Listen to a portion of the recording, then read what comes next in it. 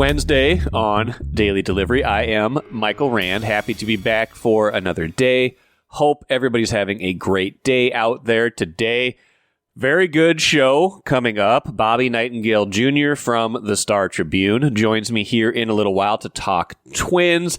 It has been an exceedingly quiet offseason for the Twins.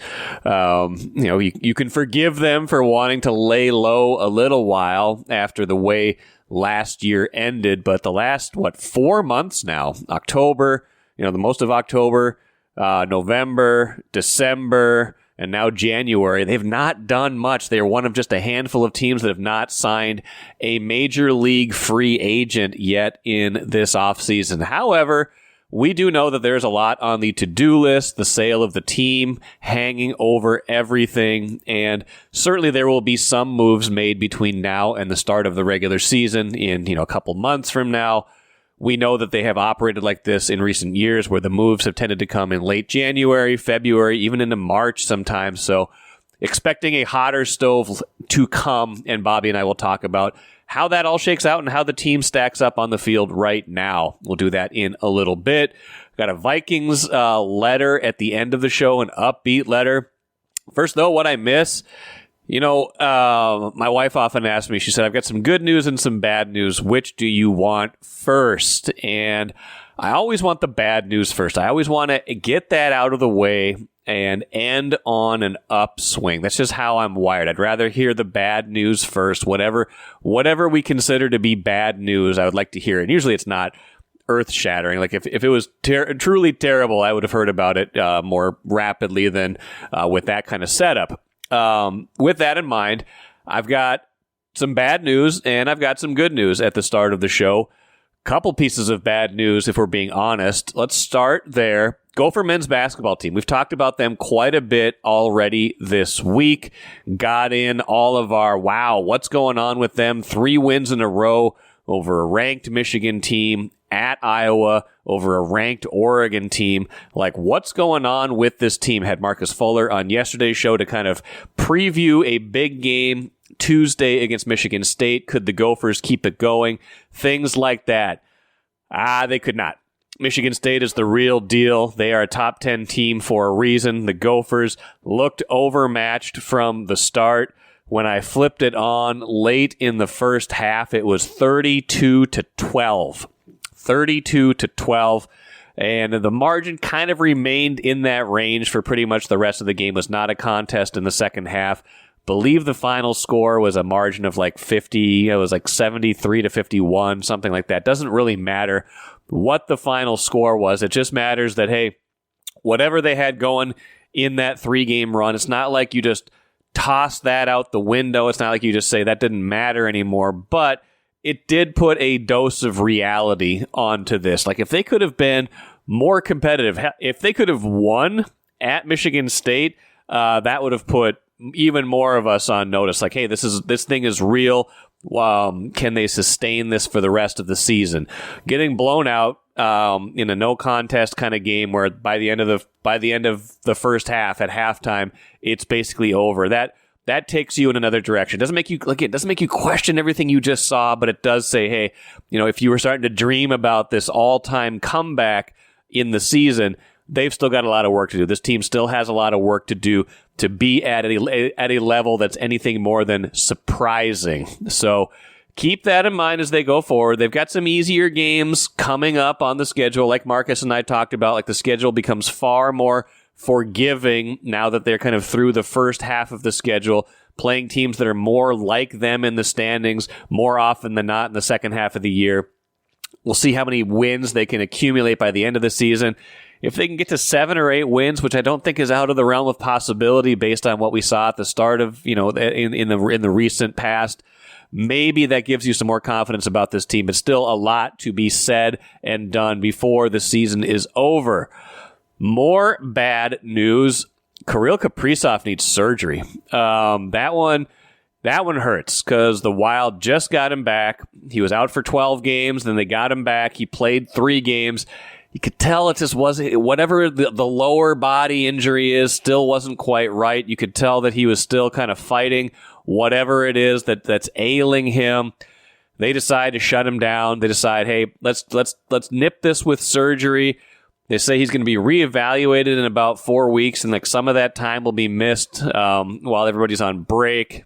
There'll be a 10-day stretch in there where the whole NHL is shut down in the middle of February for the Four Nations face-off tournament. So it comes in the midst of that. So definitely some strategy here in the shutdown timing. You know, you got to think if he's going to be reevaluated in 4 weeks, you're probably talking about like sometime in March would be the optimistic timeline to get him back for a playoff push and hopefully for the playoffs if you are the Wild. It's precarious, though. Like, they weathered the storm pretty well when he was out for those 12 games. I believe they won 7 of them, so they were more than just treading water, but they haven't been as sharp as they were at the beginning of the season. They certainly will miss Kaprizov in these, you know, however long he's out. He's their best player. He's their best goal scorer. He was having an MVP-type season before he got injured, and now they're going to have to just sustain that level of play without him for at least a month, and that's going to be difficult because the schedule is going to get a little tougher. They're doing they got a road trip coming up. I know they've been great on the road, so maybe that's not the worst thing in the world, but they've, Toronto, Montreal, Ottawa, they're, doing that, swing through Canada.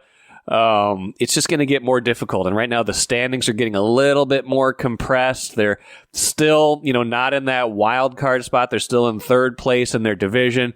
The goal differential, though, they're just like a +3 in goal differential. And whenever you look at goal differential and you see that, you're like, they're overachieving a little bit. I think they've been overachieving a little bit this season. Certainly have to overachieve without Kaprizov for however long he's out. The optimistic view, I guess, is the one taken by Wild GM Bill Guerin. Here he was on Tuesday talking about Kaprizov, the timeline of what they hope when he comes back. We just need to, deal with this situation. It's not the end of the world. We're going to keep playing and continue to get better. And when Kirill's healthy and all healed up, he'll be back and we'll be even better. And again, Wild being very clear, they don't think this is season-ending. They expect to get Kaprizov back, and if he's back at 100% instead of a reduced version of himself for the rest of the season, that would be very good news. You can't go anywhere in the playoffs this season if you have a diminished Kirill Kaprizov. So this makes sense. Just a bummer for the Wild, for their fans, for Kirill Kaprizov specifically, as they try to head down the stretch of this season and lock up a playoff berth. Like I said, there was some good news, however. We haven't talked a lot of Minnesota Frost this season. They won in a shootout last night. First place in the PWHL right now. Claire Thompson on her 27th birthday. 2 goals and again a goal in the shootout. They win 4-3 over Toronto. Fans serenading her with chants of happy birthday after she scored in the shootout. Just a really nice win for the Frost. They're having a good season, coming off of their inaugural season, the first year of the PWHL when they won the championship. Such a weird kind of end of the year last year and a weird off season, but again, off to a good start this season, in a good place right now at kind of the midpoint of the PWHL season. Certainly can use all the points they can get, and Claire Thompson made sure they got a full complement of what they could in last night's game. Let's talk Twins today with Star Tribune beat writer Bobby Nightengale Jr. Bobby, how you doing? Doing well. Twins Fest is in the rearview mirror, so spring training is fast approaching at this point. What's not in the rearview mirror, Bobby, is any off-season news of consequence, and they definitely, Derek Falvey and company definitely got asked that at the luncheon on Friday, obviously Twins Fest stuff. They had some caravan stuff last week as well. I'm sure everyone wants to know, are you going to sign anybody, make a trade, anything like that? I mean, it's been a while, and the last off season wasn't terribly eventful either, especially in comparison to 2 years ago when they signed Correa, traded for Lopez, things like that. Where are we at? What might still be to come as hinted at or potentially promised by Derek Falvey? Yeah, I think they're one of only 4 teams that have yet to sign a free agent to a major league contract. I'd expect that at some point that has to be broken. I mean, it's hard to go the whole offseason without adding a free agent when you're trying to win. And I think that's the thing that everyone has to remember. They are trying to win this year. You're not entering a rebuild. You have way too many players in the primes of their careers. So I think that's part of the delay. I mean, I think a trade is going to happen. Payroll, as everyone knows, is pretty tight. They want to keep it at the same level it was last year, and it's already there based off the raises they had to give out in arbitration and everyone they kept. Payroll is where it was at last year, so I don't think they're in a spot where they have to trade anyone just to mandated cuts or anything like that. They don't have to get under a certain number just to make a move. So I think that's partially why it's been so slow is, okay, we don't have to trade guys. We don't have to create $15 million out of thin air just to make a move.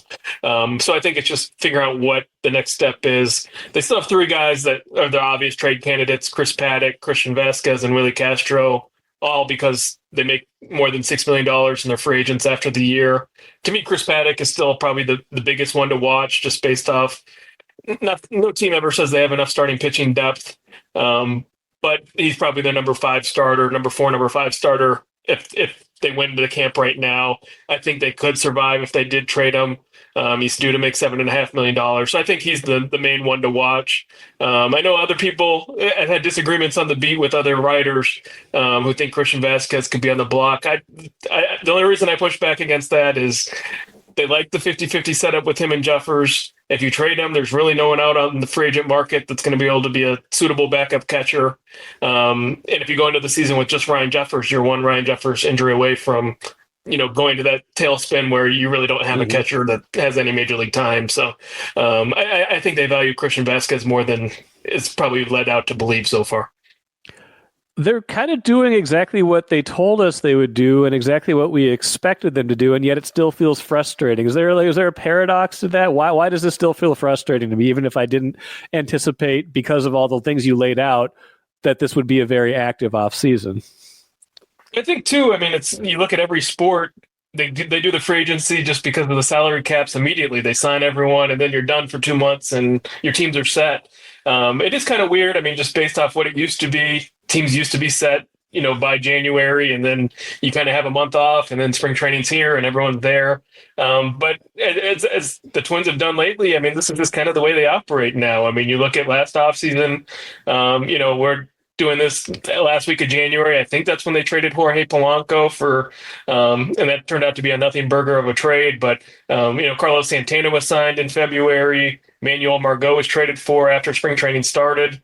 So, I mean, it's just kind of the way of doing business now is teams just wait to see, free agents set their prices, and teams kind of wait till towards the beginning of spring training to see if those prices go down. And I don't think the Twins are the only team in that spot. I think I saw something where it's only like 5 or 6 teams have added payroll from last year like even the Mets, they signed Juan Soto for that record contract. I think their payroll is down compared to where it was at the end of last season, just because of all the money they had coming off the books. So I think a lot of teams are in a similar boat, saying, they signed a lot of elite free agents are off the books, but there's still a lot of guys that, like the role player types that are out there that I think you're going to see kind of a flurry of activity once spring training opens, or kind of the week before. Well, some of that is comparison shopping, obviously, which predates any of the TV stuff, the local TV stuff, but obviously the local TV revenue, the impact of that last year, certainly this year, the uncertainty with that. The Twins have certainty in terms of what they're going to do with their local TV. They're going to MLB TV, that whole MLB package this year. Revenue will be down, certainly from where they had it in 2023 when they were taking in $55 million a year, roughly from the Diamond Sports, what used to be Bally Sports, now FanDuel. A lot of teams in that boat. How are they characterizing the TV situation right now? Do they seem happy with where they're at going forward, and just kind of understanding of kind of the ups and downs and the growth of that at this point versus kind of the easier money of the regional sports networks? Yeah, I think that's right. I mean, I think the Twins are I think most teams think MLB is going to be distributing kind of national rights packages. A lot of teams are going to be under that MLB umbrella eventually.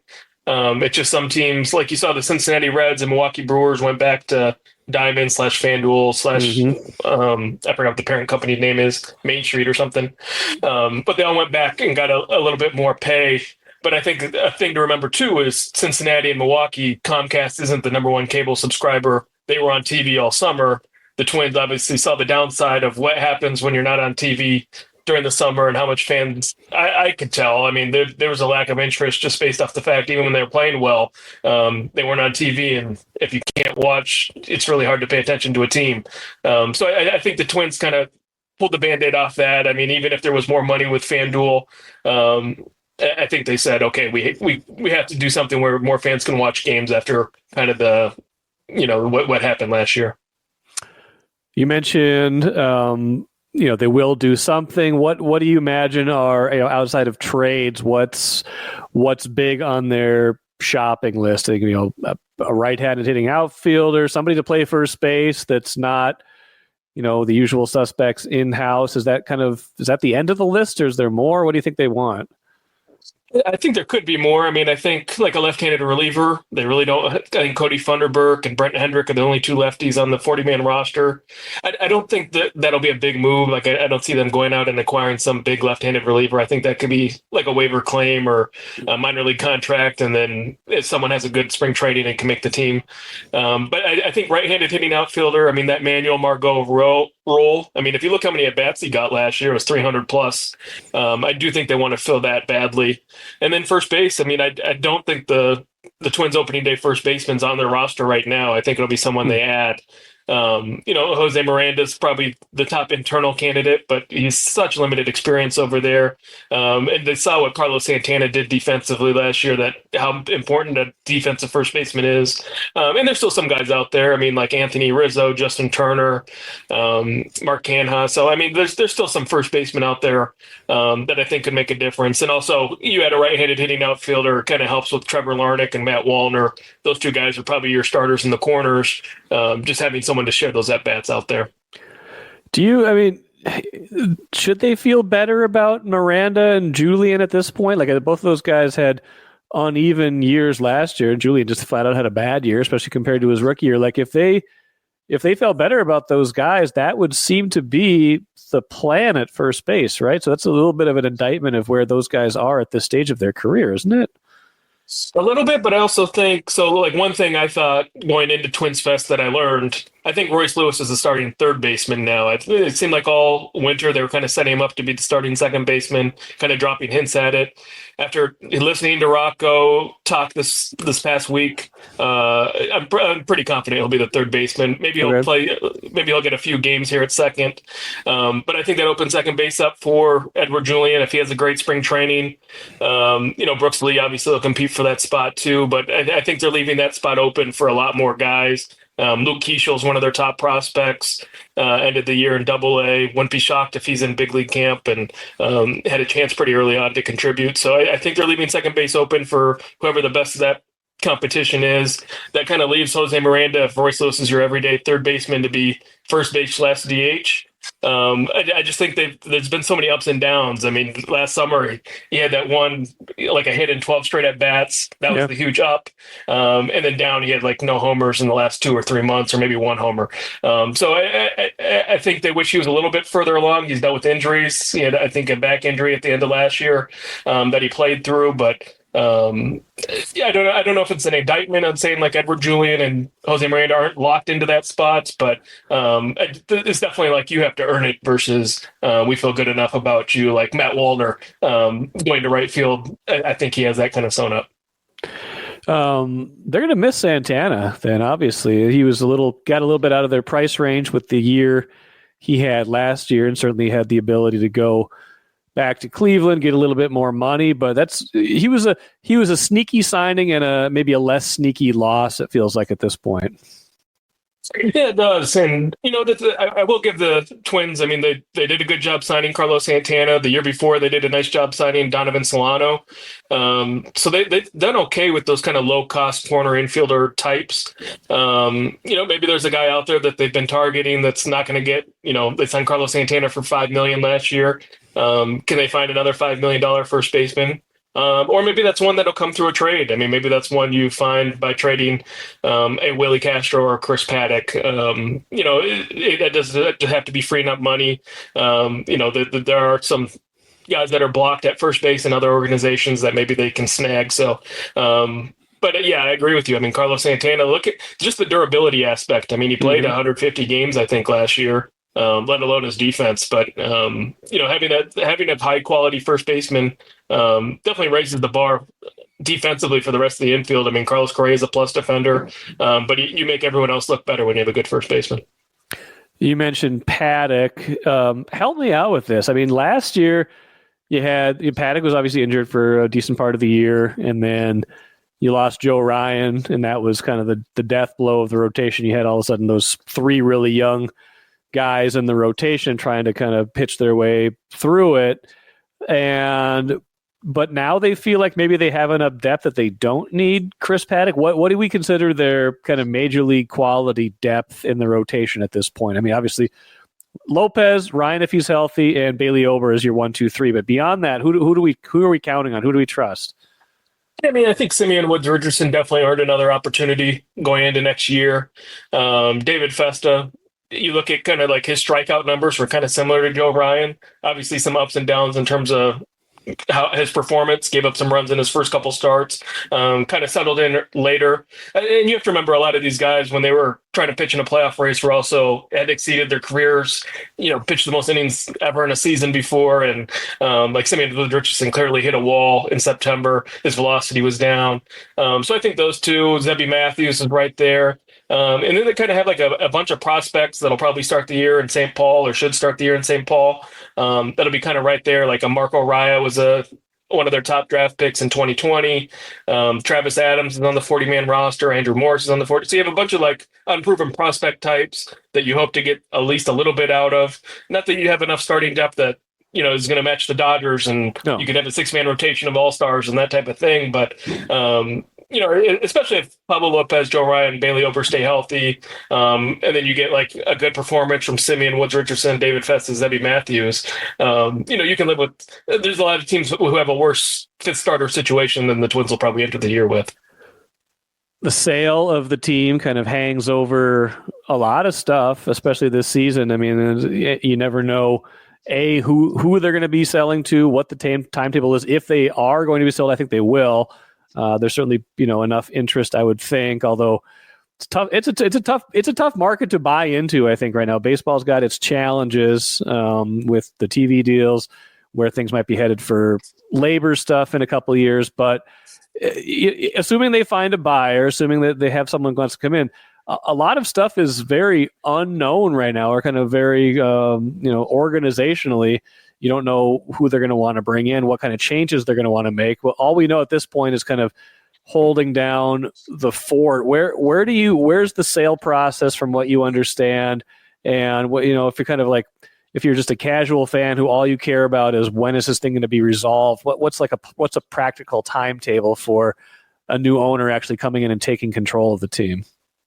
Yeah, I mean, I think part of it stems from we just really don't know who's trying to buy the team. I mean, Justin Ishbia is the one guy that's been identified, and he's been not public about it, but there's been enough out there that people know he's interested. And ESPN had a story recently about LeBron's right-hand man, and him setting up Kevin Garnett with Justin Ishbia about being a part of the group. So, but I do get a sense. I mean, just that there are more bidders out there. I don't know how many more seriously, but I mean, to buy the team at $1.5 around that $1 billion, it's definitely a different entry point than when Carl Boholet bought the team for a couple $100 million or less than that. So I think there's that plays a part in like how the interest for the average fan, and I also think sell timeline. I would guess it gets completed by the summer at the earliest. So there's an owners meeting first week of February in Florida, and the Twins are not on the docket for that. So there won't be a new owner in place by that. You might have an agreement. Someone might say, okay, I'm in agreement to purchase the team for $1.5 billion or a number around there by opening day. I think that's kind of the timeline that's kind of been presented as possible. So if that sets up, then maybe by June, that'd be, I think the owners meetings are quarterly. So I think June would be the next one. If everything best case scenario, fastest case scenario, that would probably be when you could have a new Twins ownership. Otherwise you're probably looking at after the season. So if you're hoping for the Twins to have extra money by the trade deadline, you're probably fingers crossed for a June closing and a new owner in place by then. Otherwise, you're probably looking at the same payroll carrying throughout the entire season. But that's something that's carried like hanging over the entire organization. I mean, Dave St. Peter spoke at the luncheon. It'll be his last one as team president, and Derek Falvey's kind of taking on an expanded role. But we'll see if a new owner likes him in that expanded role, if he wants him just to go back to the baseball side. So kind of a lot hangs in the balance. They've been doing a lot behind the scenes to kind of firm up the organization kind of depth chart or org chart and make it easier for a new owner to see how everything works. But, I think it'll be something that carries over into the summer, maybe in the fall.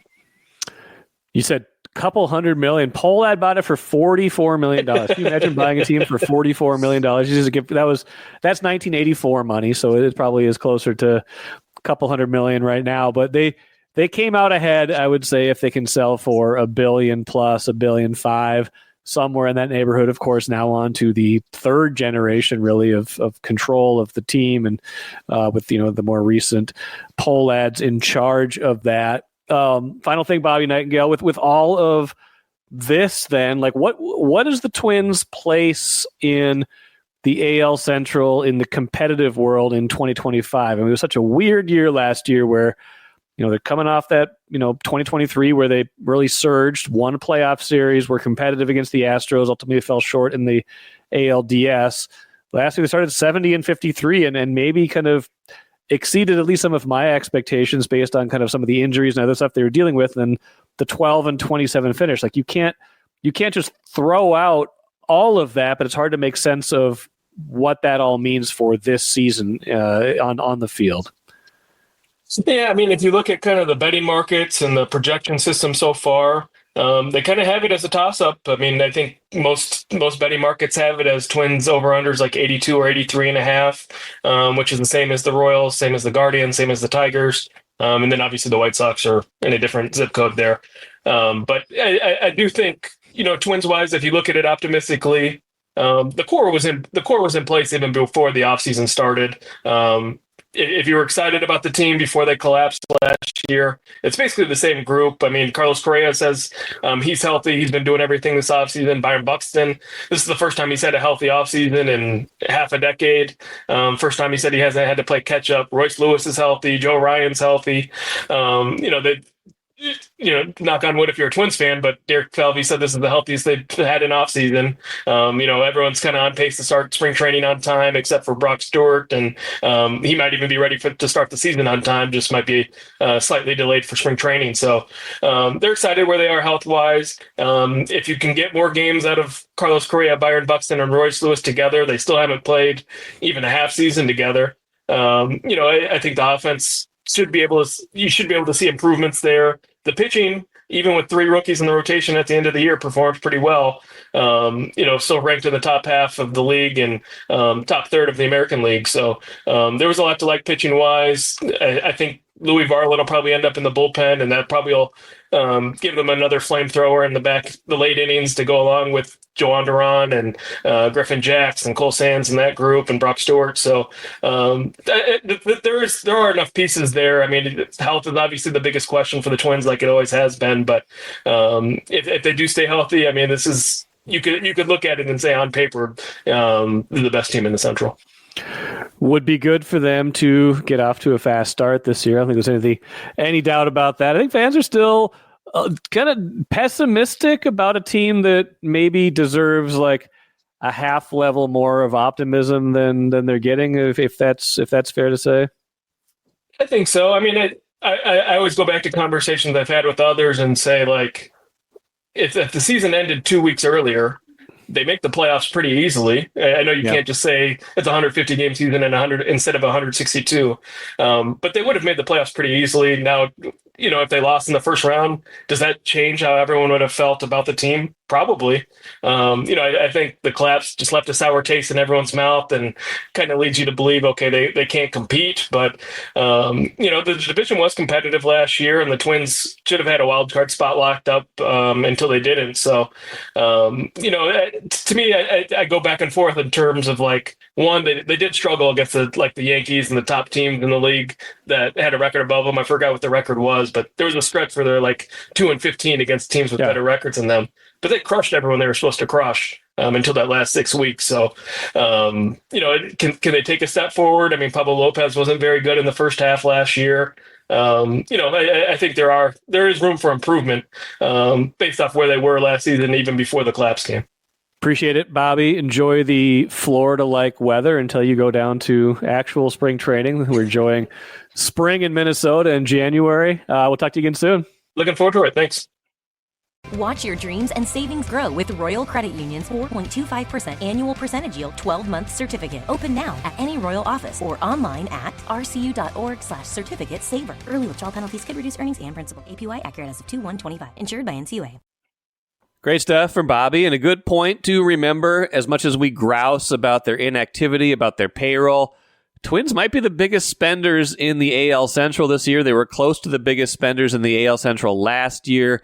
They outspent the 3 teams that made the playoffs from the division last year. So it is possible to win, at least compete in this division. Now, whatever your definition of ultimate competition is, if it includes the Los Angeles Dodgers and their endless supply of money, that becomes a different conversation. That becomes a more difficult road ahead for the Twins. But imagining that they can compete in the AL Central, that they could win, in the 80s again this year and maybe push that into the upper 80s with some breaks, not out of the question. It just feels like they're in a little bit of a stagnant spot right now. And they, like I said to Bobby, they could really use a fast start this season to convince people that the 12-27 end to last year was not who they really are. Let's finish with the cooler. Sue writes in about the Vikings, trying to give us some perspective. She says, "Hello, Michael. After suffering through another season where we couldn't win a playoff game, a fact that is often overlooked has risen. With the 1970-77 Vikings, Bud Grant took a fabulous team all the way through the playoff games to get to the NFC Championship and the Super Bowl. It is clearer with every year, just getting through the playoffs to become NFC champions is a very great accomplishment.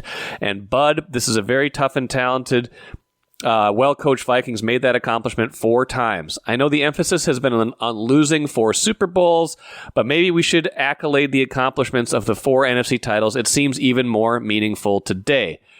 It's a good point. If we focus on the Super Bowls for a good reason, because that was the ultimate game, and that was a disappointment because in a lot of those games, the Vikings were the favored team, or at least expected to perform better than they did.